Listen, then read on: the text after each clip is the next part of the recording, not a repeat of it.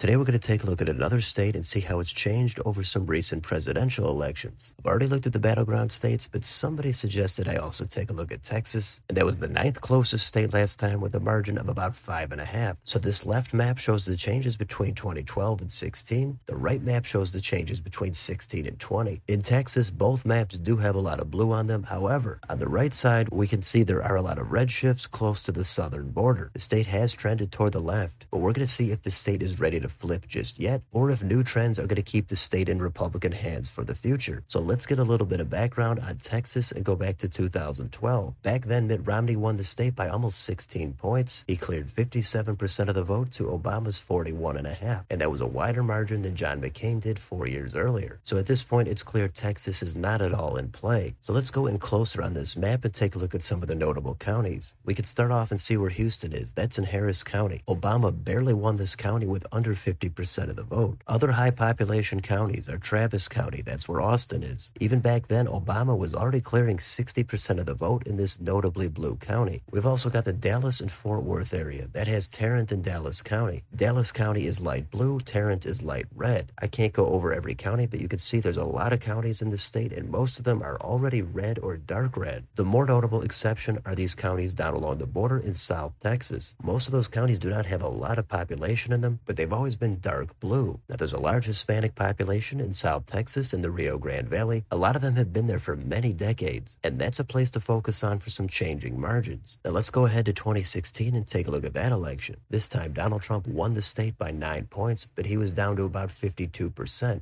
Hillary Clinton did almost 2 points better than Obama. This time we've got more third-party vote led by Gary Johnson with over 3%. Now if we go back and look at some of these counties, this time Harris County, this time it went hard for Hillary by double digits. If we look at Travis County, Hillary also improving on Obama's margins. This time she clears 65%. Another key county to take a look at here is going to be Williamson. This has the north suburbs of Austin. And in 16, Trump still won it comfortably by over 9 points, which was similar to the margin he got statewide. But generally the suburbs are a place that have gotten bluer in the subsequent 4 years. You could also look at some of these red rural counties. Trump easily hitting 70 to 80% in many of these places. If you go down to South Texas, it's almost the opposite. There, Hillary easily hitting 65 to 75% of the vote. So there's a lot of different places to take a look at. Let's go ahead 4 more years to the last election in 2020 and see what happened. There, Donald Trump won the state again. This time the margin was even narrower by about 5.5 points. He got almost the exact same percentage this time, 52.1,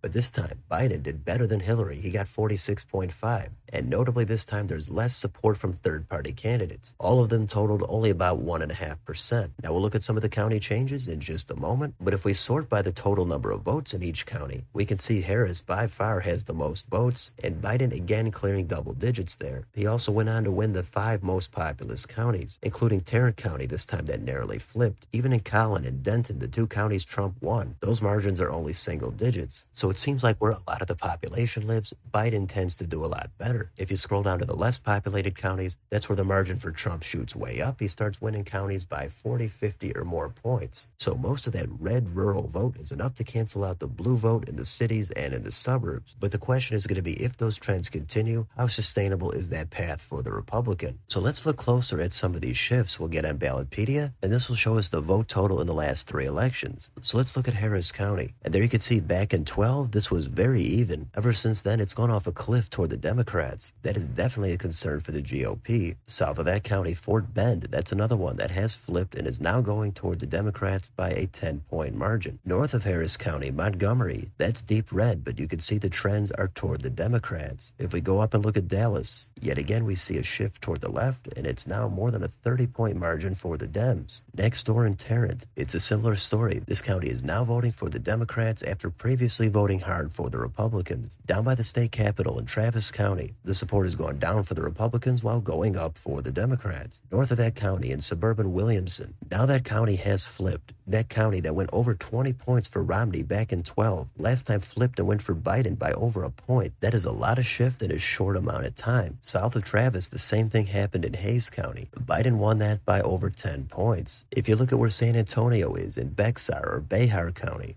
their Republican support is about steady, but support for the Democrats has gone up. If you head out all the way west to El Paso County, this county actually defied trends, but support for Democrats went down and Republican support went up. A lot of the rural counties, you might think they're maxed out, but last time Trump was able to improve his margin in a lot of these counties. So the suburbs and the urban areas have moved left, that's clear. But let's also go down to South Texas. If we look at Hidalgo County, it still went for Biden by double digits, but it shifted overwhelmingly toward Trump and the Republicans. Next door in Cameron County, it's a similar story. Last time Trump approached getting these down to low double digits. Now relative to South Texas, these two counties do have a decent amount of population in them, but a lot of these counties do have very few people. If you look at this county, Starr, back in 2012, it looked like there's no chance that county could be competitive anytime soon. But going from 16 to 20, Trump actually almost won this county. The margin got all the way down to 5 points. That is an off-the-charts shift toward the right. But as you can see, there's only about 2/10 of the statewide population in this county. So as always, the links will be down below in the description. There's other places you could take a look at, but let's move on to this 2016 map. This will show you the margins on a precinct level. It starts off with the counties, but if we zoom all the way in on a place like Houston, we can see the strengths and weaknesses for Hillary and Trump. Within Houston, Hillary easily wins these precincts, sometimes by an 80 or 90 point margin. When you go farther out, you start to see less blue, and then the vote shifts to red. It's a big state. There's a lot of different places. I've got to focus on just the highlights. So let's look at the same map for 2020. Here's the entire state. There's a lot of red here, but this time there's going to be a lot more bluer vote in the suburbs. If we click right here, this will show us the vote shift between 16 and 20. All of a sudden, there's a lot less red on this map. You can see even the red counties only shifted mildly toward the right, and there's a ton of blue in most of the urban and suburban areas. The exception again is going to be along the border in South Texas. That's the bright spot for the GOP. You're clearly seeing a lot of red. If we zoom in on Austin, these north suburban changes in Williamson County, these are indicative of a problem for the Republicans. Many of these precincts moved double digits toward Biden. There's a lot less vote in South Texas, but if you look at some of these precincts, they did go way off the charts, sometimes 20, 30 or more points toward Trump. So this is a huge state with a ton of population. There's different shifts happening in different directions. It can be hard to track it all, but if you want another way to look at these shifts, we can look at this map here. This has the red and blue arrows depending on which way the county shifted between 16 and 20. The bigger the arrow, the bigger the shift. The smaller the arrow, the smaller the shift. And it's kind of a mix. There's a lot of red arrows, but there's also a lot of blue. Again, those are going to be mostly in the urban and suburban areas. Along the border in the Rio Grande Valley, you do see some huge red arrows pointing toward the right. So you can click on any one of these arrows to get a more detailed breakdown. Let's take a look at a medium-sized county surrounded by a lot of red. Here's Lubbock County. One other theme of these shifts are, of course, the third-party vote. In this county, we can see that it dropped off by 3.8%. And overall, Biden gained 4.8% while Trump dropped off by 1. That's even though both of them gained more than 10,000 votes. So the third-party vote is a factor, but that's not everything. It's clear that in most of these places, Biden was just able to narrow the gap a little bit more. Now, another way we can look at the third-party vote shifts are to get back on Ballotpedia. If we look at the right side, there we can see the third-party vote shift overall went down 3 points, while overall statewide, Biden went up 3.3 and Trump went down 0.1. So overall, the state shifted 3.4 toward Biden. So it's pretty clear that with less third-party vote, Biden was by far the bigger beneficiary. Another thing that's going to be key is going to be the turnout. If you look at this map, this will show you the changes between 16 and 20. In most counties, but not all of them, the turnout did increase significantly. Now, sometimes the shift in turnout amongst specific demographics could be the deciding factor. If you take a look at this page, this will show you the shifts overall nationally between 16 and 20 with different demographics. You can look at sex, age, race, education, etc. But as far as Texas goes, if Trump continues to make gains with Hispanic voters, that could be the thing that keeps the state in Republican hands, even though the suburbs have clearly moved toward the left. So feel free to look through all this data if you'd like. But the last thing we're going to do is see how accurate the polling was back in 2020. So in Texas, Trump won the state by over 5.5 points, but the average polling in the aggregate had Trump only up by 1.2. So that's a 4 to 4.5 point underestimation of support for Trump. If you look at the individual polls, Trump led in more of them, but some of them did show Biden with the lead toward the end in October. So you never know what's going to happen in the next election. Some states were more accurate than others, but in Texas, it's clear that Trump's support was underestimated. So what is the outlook for Texas? Well, it's a very populated state. It has 38 electoral votes. If Republicans ever lost it, without other dramatic changes in other states, it would be almost certain they would be unable to win the presidency. For a while, Democrats have thought the demographic trends would eventually flip the state in their column. That has not happened as of yet. It doesn't mean it can't can't happen. It just means that there's different trends. Trump and the Republicans have been able to hold the state, but that's despite the suburbs going heavy toward the left. A couple of urban places like El Paso County and South Texas, those are places Republicans cannot lose any ground in if they're unable to claw back a few points in the suburbs. Another thing to mention is in the 2022 governor's election, Greg Abbott did win re-election by more than 10 points. Every election is unique. It's hard to say exactly what's going to happen. The polls for the upcoming election have shown Trump with a clear advantage. It's not by a safe margin, but it's also not narrow enough to where it's expected to be truly competitive in 2024. There's always an outside chance something happens in this election, but for right now, it's most likely the state is going to hold red, but this is a massive state with a ton of different regions and demographics, and what we're going to find out with the trends is going to tell us a lot about what might happen in the future. So that's an overview of the recent political history of Texas. I'm going to leave it there, so let me know in the comments, what do you think about this state? Is Texas in any danger of flipping toward the Democrats, or is there going to be a new alignment that keeps the state in the hands of the GOP for the foreseeable future? Let me know your thoughts down below. On your way out, don't forget to like, share, and subscribe. Join if you'd like to support the channel. Thank you for watching, and I'll see you next time.